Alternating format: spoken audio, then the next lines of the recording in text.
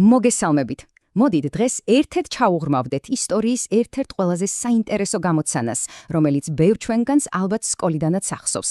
რატომ ებრძოდნენ ერთმანეთს ერთი და იმავე სამეფოს ფეოდალები? ეს ხომ ფაქტობრივად საკუთარი სახლის დანგრევას ჰყავს, არა? მოდით გავერკვეთ, რა იდგა სინამდვილეში ამ ერთის შეხედვით უცნაური ქმედების უკან. და ისიც ჩვენი მთავარი კითხვა, რატომ ებრძოდნენ ერთმანეთს ფეოდალები? ხომ ლოგიკურია, რომ ისინი ერთი სამეფოს ნაწილი იყვნენ, ერთი მეფის ქვეშევრდომები. მაშ რატომ უშვერდნენ ხმალს ერთმანეთს იმის მაგივრად, რომ საერთო მტრის წინააღმდეგ გაერთიანებულიყვნენ? აი, მოდით ამაში გავერკვეთ. ესე იგი, საქმე მხოლოდ პირად მტრობაში არ ყოფილა. პირიქით, მიზეზები ბევრად უფრო ღრმაა, სისტემურია. მოდით ზუსტად ამ სისტემას დავაკვირდეთ. და პასუხი მოდი ვთქვათ, არც ისე მარტივია. ეს არ არის უბრალოდ ამბავი იმაზე, თუ როგორ ვერ იტანდა ორი ფეოდალი ერთმანეთს. არა, ეს არის ამბავი ამბიციაზე, ოჯახურ ურთიერთობებზე და რაც მთავარია, პოლიტიკურ სისტემაზე, რომელიც თავისი ბუნებით, კონფლიქტს უფრო ახალისებდა, ვიდრე თანამშრომლობას. ხო და იმისთვის, რომ გავიგოთ, რატომ მოქმედებდნენ ასე, ჯერ თამაშის წესები უნდა ვიცოდეთ. ამ თამაშის კი ფეოდალიზმი ერქვა. რა არის ზოგადად ფეოდალიზმი? მარტივად რომ თქვათ, ეს არის იერარქიული სისტემა, რომელიც დგას მიწის ფლობასა და პირად ვალდებულებებზე. ანუ, ქაღალდზე კი მეფე იყო ყველაზე მაღლა, მაგრამ რეალური ძალაუფლება ხშირად ადგილობრივი ფეოდალების ხელში იყო. კარგით, რომ უფრო გასაგები იყოს, მოდით ასე წარმოვიდგინოთ. თითქოს ეს იყოს დიდი კორპორატიული ფრენჩაიზი.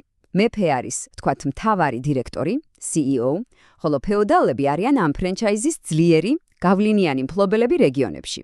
და თითოეული მათგანი, რა თქმა უნდა, ცდილობს, რომ თავისი ფილიალი ყველაზე მაგარი გახადოს. და როგორ მუშაობდა ეს სისტემა? ყველაფერი იწყებოდა იმით, რომ მეფე არიგებდა მიწებს. მაგრამ მთავრდებოდა ძალაუფლების დაგსაქსვით. იცით, როცა თითოეული ფეოდალი თავის ტერიტორიაზე პატარა მეფე ხდება, მათ შორის კონკურენცია და დაპირისპირება უკვე გარდაუვალია. აი, სწორედ ეს იყო სისტემის მთავარი პრობლემა, რომელიც მუდმივ კონფლიქტს კვებავდა. კარგი, ეს ზოგადი თეორია. ახლა კი მოდით ამ ყველაფერს შევხედოთ კონკრეტულ ჩვენთვის კარგად ნაცნობ ისტორიულ მაგალითზე, პირდაპირ ტაო-კლარჯეთიდან. და უნდა გვახსოვდეს, ტაო-კლარჯეთი უბრალოდ ერთი რეგიონი არ ყოფილა. არა. ეს იყო შუა საუკუნეების საქართველოს პოლიტიკური, კულტურული და სულიერი ცენტრი. ბაგრატიონთა დინასტიის აღზევების საკვანი. ხვდებით ხომ? სწორედ ამიტომ იყო აქ ძალაუფლებისთვის ბრძოლა ასეთი სასტიკი და მნიშვნელოვანი.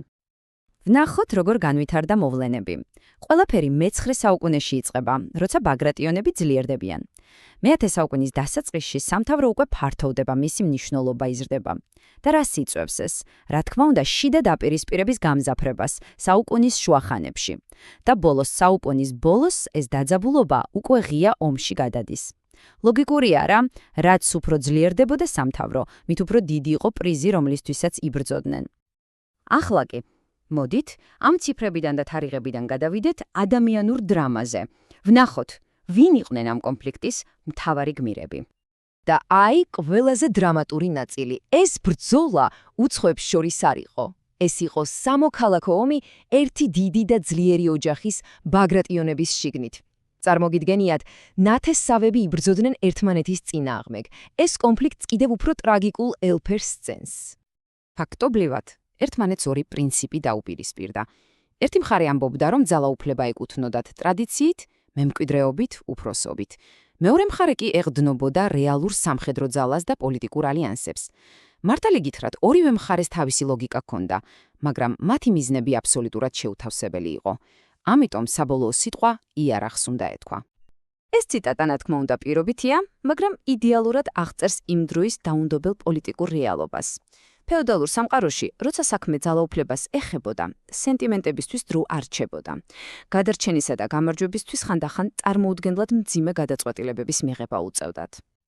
კარგი და ბოლოს, მოდით შევაჯამოთ, რა დაგვიტოვა ამ კონფლიქტმა და რა შეგვიძლია ვისწავლოთ დღეს ამ ისტორიიდან. მაშ ასე, რა გამოვიდა? როგორც ვნახეთ, პრობლემის სათავე თავად ფეოდალური სისტემა იყო, რომელიც თავისი ბუნებით ქმნიდა კონფლიქტის ნიადაგს.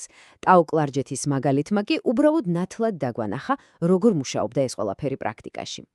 პირადი ამბიციები, ოჯახური დაპირისპირება და შედეგი იყო ის, რომ რეგიონი დასუსტდა და გარეშე მტრისთვის ძალიან იოლი სამიზნე გახდა.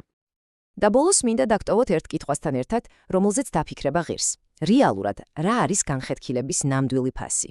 იცით, დაოკლარჯეთის ისტორია მუდმივად გვახსენებს, რომ შიდა დაპირისპირება ყოველთვის ასუსტებს და როცა ქვეყანა შიგნიდან სუსტდება, გარე მტერი ამას ყოველთვის გამოიყენებს. ეს არის ისტორიული გაკვეთილი, რომელიც სამწუხაროდ აქტუალობას არასდროს კარგავს.